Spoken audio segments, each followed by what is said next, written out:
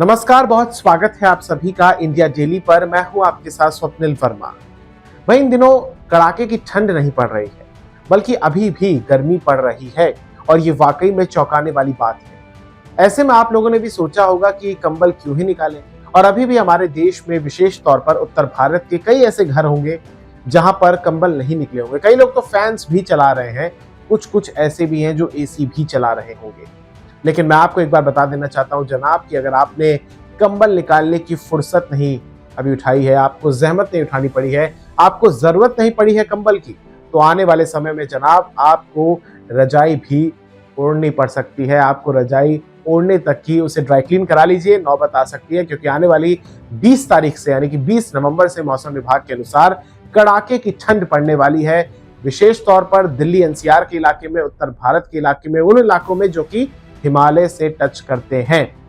यानी कि आप मसलन देखें तो जम्मू कश्मीर का इलाका हो या पंजाब हो, हरियाणा हो, उत्तराखंड हो, उत्तर प्रदेश हो, पश्चिमी राजस्थान हो, ये जो तमाम इलाके हैं, चंडीगढ़ हो, दिल्ली एनसीआर का इलाका हो, एमपी हो, वेस्ट बंगाल का इलाका हो, तमाम जगह पर आपको दिखेगा कि अब जिस तरीके से सुबह और शाम के वक्त आपको ठंड दिखती है, अब वो दिन में भी आपको महसूस होगी। कड़ाके की ठंड पड़ने की एक तरीके से मौसम विभाग की तरफ से ये जानकारी दी जा रही है, अनुमान लगाया जा रहा है। साथ ही उत्तर प्रदेश के जो तराई के इलाके हैं, उत्तराखंड के जो तराई के क्षेत्र हैं, वहां पर भी कोहरे और धुंध की अब आपको छटा दिखेगी। साथ ही पंजाब, हरियाणा में भी आपको फॉग दिखेगा, स्मॉग भी दिखेगा। ये भी आप जानते हैं कि इस समय देश की राजधानी विशेष तौर पर जो दिल्ली है, वहां पर प्रदूषण की एक तरीके से डबल अटैक है। वहां पर प्रदूषण और फॉग का एक तरीके से मिलकर ये खतरनाक मिक्सचर जो बन गया है स्मॉग का, इसके कारण देश की राजधानी दिल्ली की जो सांसें हैं वो एक तरीके से कैद हो गई हैं मास्क के भीतर। जहरीली हवा लेने के लिए वो लोग विवश हैं और एक तरीके से दिल्ली में अब ठंड का भी अटैक होगा, जिसके बाद आपको दिखेगा कि आने वाले समय में विजिबिलिटी भी कम हो जाएगी।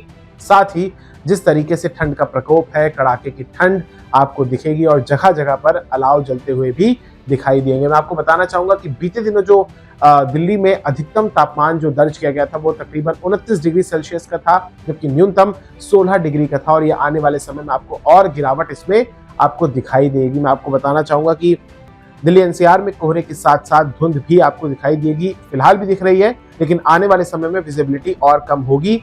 इसी के साथ ही दिल्ली की जो एयर क्वालिटी इंडेक्स है वो भी लगातार खराब हो रहा है। 400 के पार लगातार ये कई इलाकों में है, जो कि गंभीर स्थिति में है।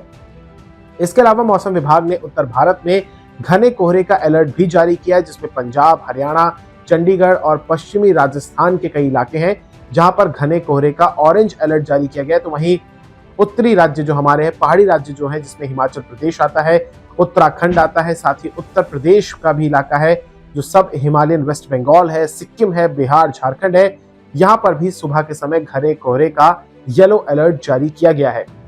इसके अलावा मैं आपको बताना चाहूंगा कि यहाँ पर दक्षिण भारत में भी, जहां पर तमिलनाडु का इलाका है, केरल का इलाका है, तटीय आंध्र प्रदेश का इलाका है, कर्नाटक का इलाका है, लक्षद्वीप और दक्षिणी तेलंगाना में यहाँ पर बारिश हो सकती है। इसके अलावा दक्षिणी कोंकण और गोवा समेत दक्षिणी मध्य महाराष्ट्र में भी हल्की बारिश हो सकती है।